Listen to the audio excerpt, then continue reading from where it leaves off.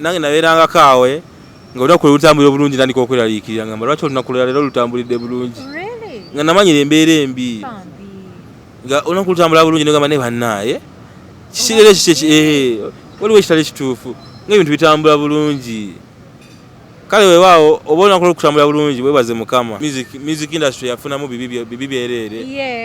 In her opinion, the industry was not good for her, but in my opinion, I only see the beauty the industry gave us, the friends she made, the connections she gave me, the house she left me, the car she left me.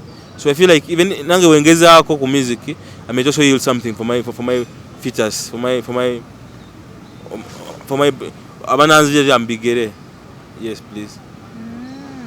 So when she fell, no mukolera kana kayimba. Yeah, ne mukolera kana kayimba so tata awumule mirembe. Chova nze watu bagamba ogenda tani kolota ogenda lota bino ogenda sanga kate mizimu teri. Abantu bakugamba nti ogenda kulotanga. No makati wesibe kati akasanka akeru. Wesibe kati wesifange no nyeka kukalukana akantu sabe nywa. Nkyaliwo anendi steady. Mukama wanansobozesa okulaba nga munalebo kyagulanyi sente amafuse president njagala mbakuba omuziki batuke bantume jjajja Kaxis naye nga ekyo kitukawo nga mu kiseera nga Bobi Wine nga president aliko ye Bobi Wine nga ekyagulanyi ekyo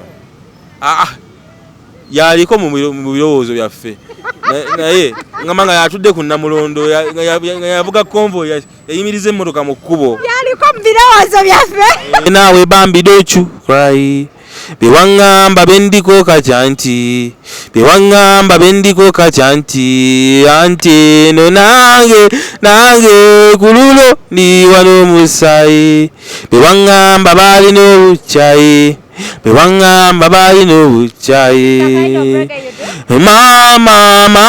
mama wange naawe Bambi don't you cry biwangamba bendiko kacyanti biwangamba bendiko kacyanti anti no nange ndi mugumu nyongo mujasi biwangamba bali no buchayi biwanga kuba moyire wo mubiri bulungi ne mububi kantu katono tekagulwa na nyingi sala zama zikyusa mu bingi love and care tekigulwa sigingwe moyire wo mubiri bulungi ne mububi tukatono yes please nakamuyimbira after she had passed away and before she was still alive I was afraid of making music because Platinum Wellness Spa offers therapeutic massage services complimentary with sauna and steam bath for your full body cleansing. You can now get a Swedish massage, hot stones, sport massage, aromatherapy, salt ability hot stone therapy, Moroccan bath hammam, jacuzzi, and many more therapeutic massage varieties. We are located along Lukuli Road near Teletubbies Primary School, off Rumala Access, Kongebuziga. Call us on 0708-842-821. Platinum Wellness Spa, here to take care of you. Abalungi abali ku HK Media yenze Hadija Kigozi mwebale kutulaba okuva omwaka we gwatandika bannange you're very amazing. Abantu abasharinga videos zaffe, abantu abatwagala, abantu abasalamu videos zaffe nti mwebale nnyo mwebalire ddala. Mwebale kutuwagira support ebadde nene nnyo. Ebintu bingi nnyo ebigenze maaso omwaka guno.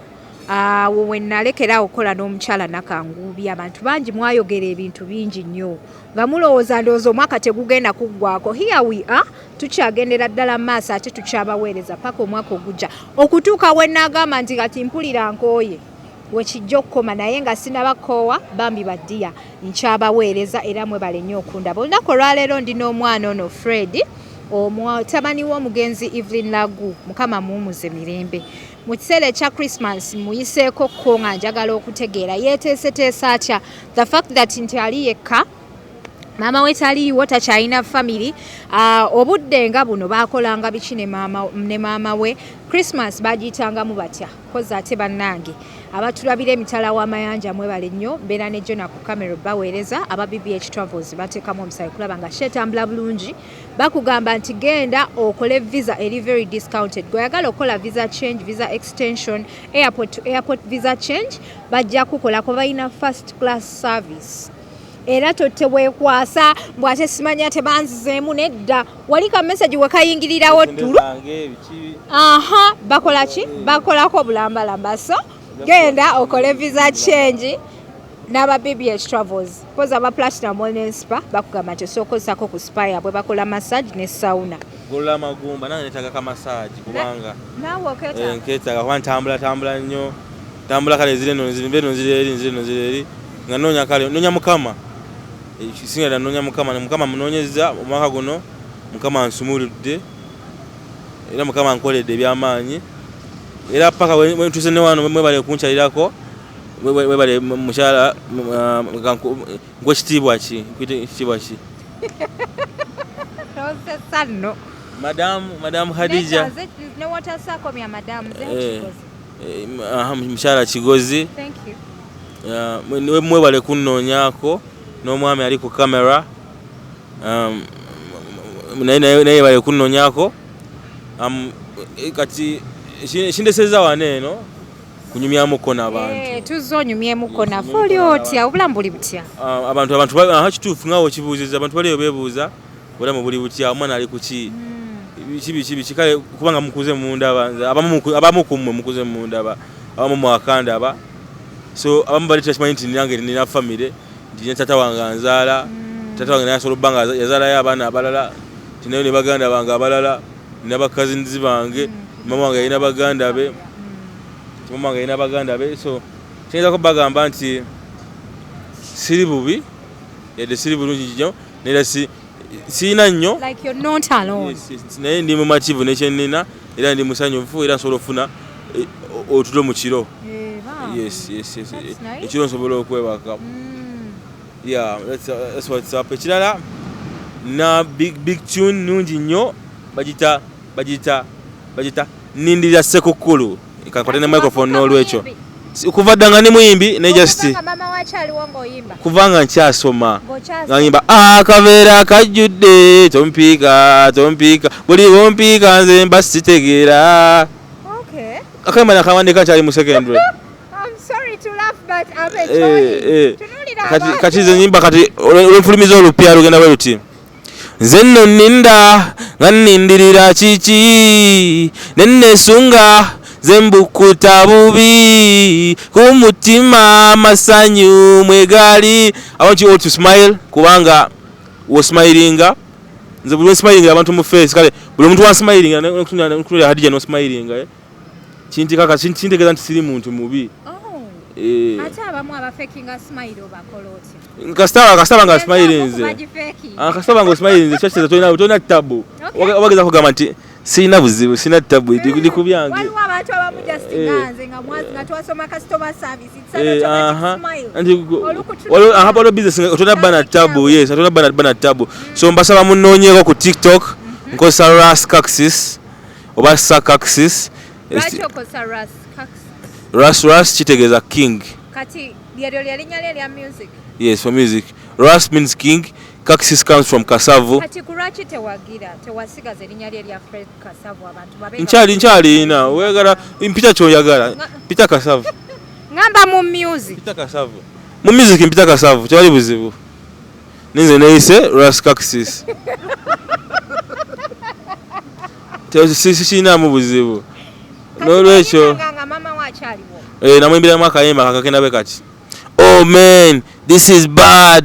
Oh man, nani kyasoma nga njagala kudda waka. I wanna go home. Home is good. I wanna go home.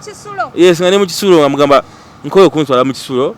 Home is good. At home we eat good food. Okitegeera. Ne nyimba Bambi nenga Bambi tebakitegeera. Tinjagala genda mu studio ku recording. Paka mukama wayampadde omukisa. Nfuna mukwano gwa mutana next. Mama wawe yali akyaliwo wamulaga nti you have talent. Nagezaako naye mwana nga omanyi yali mulwadde. Wagerezaako nga mulwadde nga tatina tubikwatagana naye later on nga yafunye peace of mind ne peace at heart yali ampadde collabo 3. Yali yangamba nti nkuwadde collabo 3 mu generals 3. Ntegera collabo mu reggae mu hip hop no kwa band music nti mbulira obanga olibaawo Buliro banga tonimba asakayimba naye just yakayimba just bali kwa sample of what she used to do. Yeah, so nekirala YouTube yange petuna team tukola wamu bachita Kampala we good tukola marketing tukola shows tulina abayimbi obotegeze show tukusobola okuletera abayimbi tukola branding so labeling shirts and all that tukola ebintu bingi tuzina ku mikolo ceremonies. Ndi dancer, yes, ndi dancer from dancer by birth. Katonda yali antonda unalimba mu ggulu kyotoli buzibu katonda nkuziniremu kuba music kuziniremu salsa kangu steps za salsa yatya wene saba Jacob ajangu tukacheka ku kamera mani nokukwata si ku mubiri ku ngalo pata ku mikono jo obwo si busobola anje kati nze ndi dancer bwozina busalsa bokka n'amala naye kati tegasoboka waneeno obadde busoboka bwebo bineno bibazina obambu empere osa bisobola bisobola bisobola naye kati ntudde nenga namba mpanikayo esegera. You look so happy and I love that. Yes, I'm very happy because my family has been there for me and my friends. Your father? Yes, my dad and my brother. My big brother Mutadeni Sebugwao and daddy wange Sekisonge Andrew Kagwa. Tuna business, family business. Okay, bakutwala nobeera na. Yes. Tuna family business actually. Tutunda gas wokufumba. Ayagala ofumba. Tuna gas, yes. Tuna gas, ojani tukuwa gas ffe ku bei ntono all brands okuba ku number yange obonokera ku social media handles nzija kuba nkulagirira okujja gas oba mwagala oba yagala tanka mmeka oba yagala full tanka oba yagala kilo mmekeza gas ffe tuzirina jangu tukwe gas sokopeko ku mzindaalo ngenda kuba nkukwatira onzijako omuzindaalo neerabira engeri gy'olimu You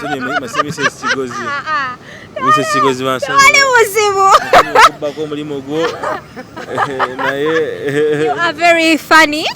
Oli comedian, oli mukolwa comedian. Mama wange yangamba. Mboli mu obwa comedian ne Aunt Diana omanyi. Yaliwa. Abakuyita kye bakuyite naye gwe kunze.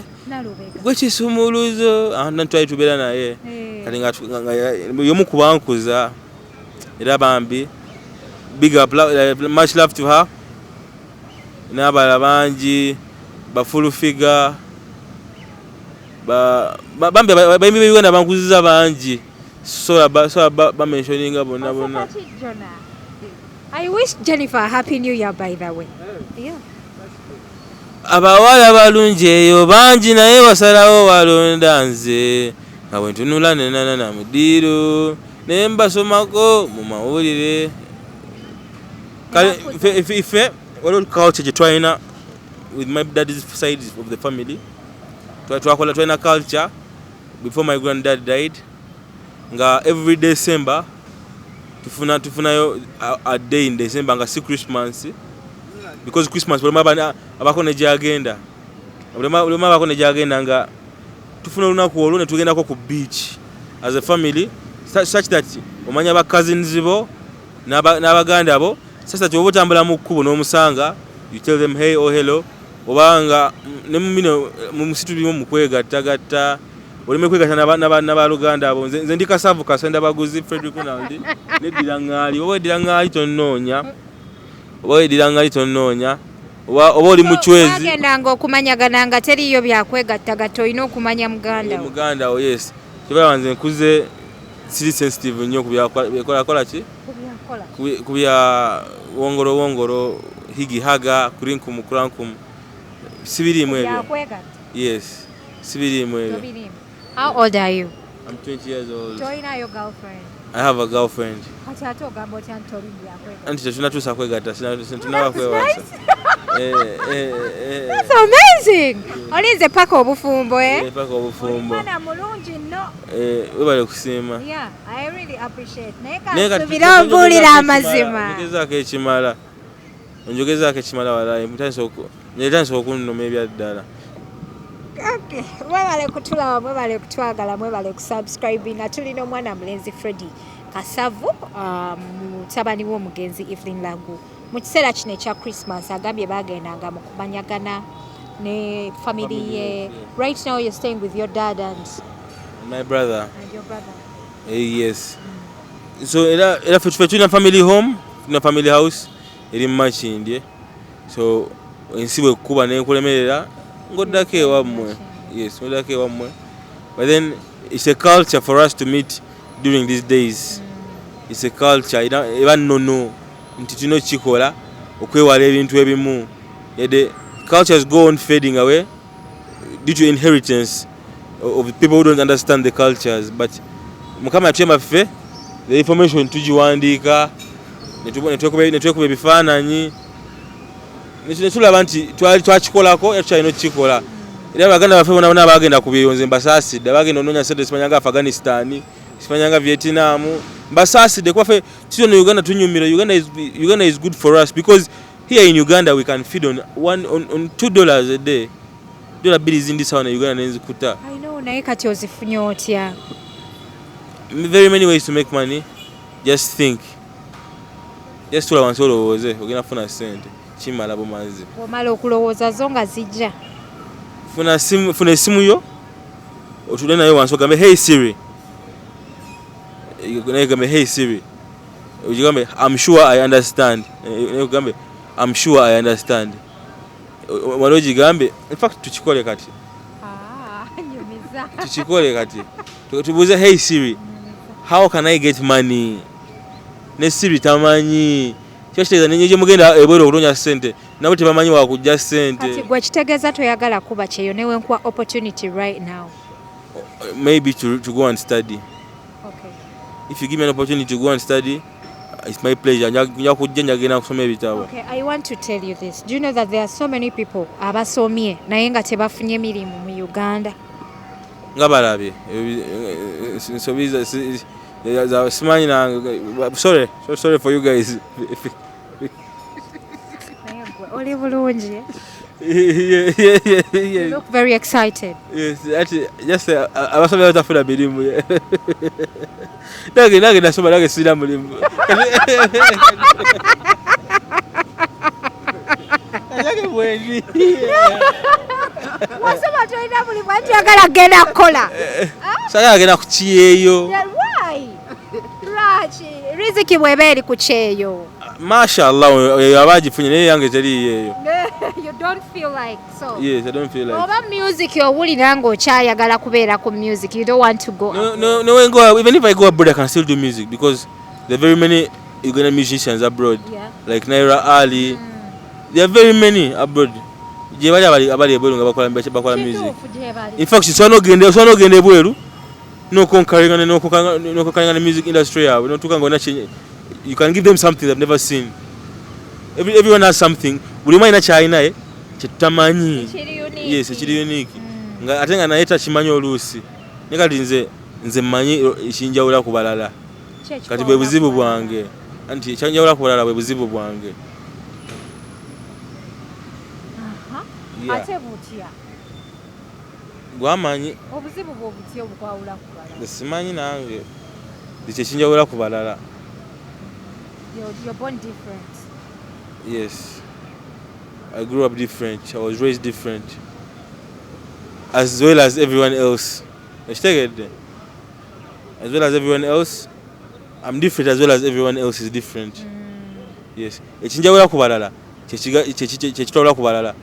Chechibawula kubalala. Chechitugatta. So kati mami wo weyagira mukama we yamujulula. N'ogamba nti kati kogende mu music okogende mu studio okole music ali serious. Mama bocho wangamba nkulidde mukati nebyekicho mbivudde mukati bemba mpaana simba mwakati ye mama wange nawe Bambi don't you cry bewangamba bendiko kachanti bewangamba bendiko kachanti anti no nange kululo ni wano musai bewangamba bali no buchai bewangamba bali no buchai mama wange nawe Bambi don't you cry bewangamba bendiko kachanti bewangamba bendiko kachanti anti no nange ndi mugumu nyongo mujasi bewangamba bali no buchai bewanga kuba moyire wo mubiri bulungi ne mububi kantu katono tekagulwa na nyingi sala zama zichusa mu bingi love and care tekigulwa sigingwe moyire wo mubiri bulungi ne mububi tukatono yes please nakamuyimbira after she had passed away and before she was still alive. I was afraid of making music because music industry afuna mu bibi erere. Yeah. In her opinion, the industry was not good for her. But in my opinion, I only see the beauty the industry gave us. The friends she made, the connections she gave me, the house she left me, the car she left me. So I feel like even nange wengeza ako ku music, I may also yield something for my features, for my abananzi ambigere. Yes, please. So when she fell, no mukolera kana kayimba. Yeah, ne mukolera kana kayimba so tata awumule mirembe. Chova wanze watu bagamba ogenda tani kolota ogenda lota bino ogenda sanga kate mizimu teri. Abantu bakugamba nti ogenda kulotanga. No makati wesibe kati akasanka akeru. Wesibe kati wesifange no nyeka kukalukana akantu sabe nywa. Nchaliwo anendi steady. Abantu bakugamba ngambu ogenda kulota rashi. Mama wagenda kudira mama wo amulabako bimanyi nawe mujewe dogo lyamwe digital wizards zikati mbabuli ekintu muli ba digital wizards ti eddogo just kigambo eddogo just kirowoozo kigambo muntu ajogedde titojja sobola abamaze okukuloga ekirowoozo okitwala yes oli munafu tonna kyosobola. And then you'll be like, gundi yangambye ndi munafu. You start feeling munafu everywhere. Edogo eddala kuwaayiriza. Okimanyi nti gundi akwogerako ebigambo webiti ne webiti.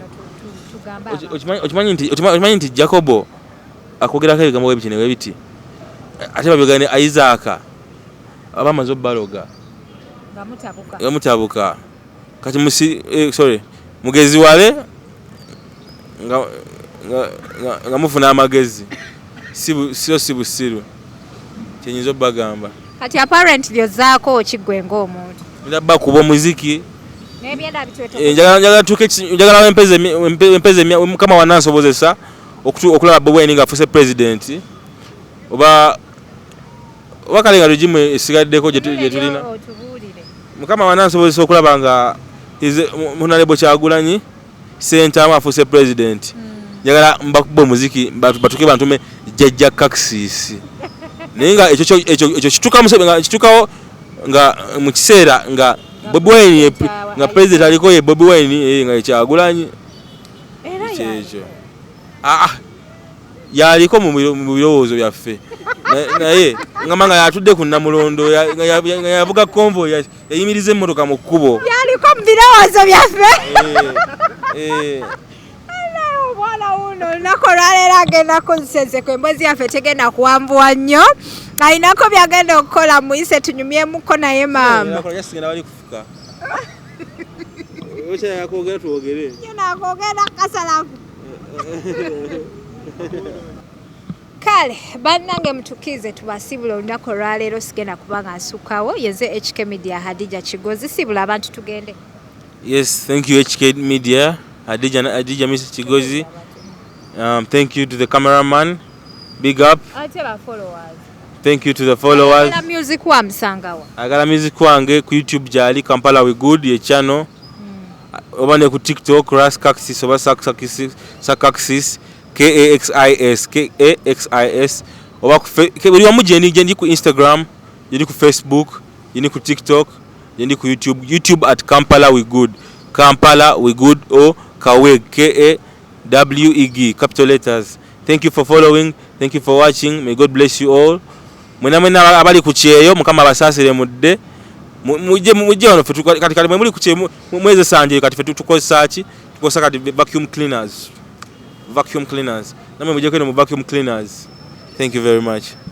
Kale banayeze HK Media mbera ne jona ku camera baweereza aba BBS shovels batekamu omusakulanga shetambula bulungi aba Platinum Wellness Spa nabo we bali nnyo mbagaliza omwaka omujja omulungi in advance yadde tetunabagutukamu bagaliza holidays ennungi nti banaye mwebale kutulaba mwebale kutusupport ngeno HK Media weeri nyongera okubajjukiza ate nga ndi very serious nti eno HK Media weeri okujjako nga nze agituulako ne presenting nga nkooye then awo wojja okubaako nekyo ngamba naye nga seekyo mukwano tukyaliwo ate tukyabaweereza mpozi njagala okubeebaza ndaba laavu mu comment section ennaku zino bannaayo oba nabakoze kaki annaye baana mmwe munaze laavu naye anyways nsiima nange mbagala nnyo ennaku nzijukiza nange nabeeranga kaawe nga olunaku lutambulira bulungi nandika okweraliikirira ngamba lwaki olunaku lwera leero lutambulidde bulungi nga namanyira embeera embi nga olunaku lutambula bulungi nogamba ne bannaaye kikirere kiki waliwo ekitali kituufu ng'ebintu bitambula bulungi kale weewaawo oba olunaku lwokutambula bulungi weebaze mukama ngono wabeebaziza okumwagala abalaavu mu comment section nange ngamba bannange baba naye anyway munzikirize mbasiibule mweraba.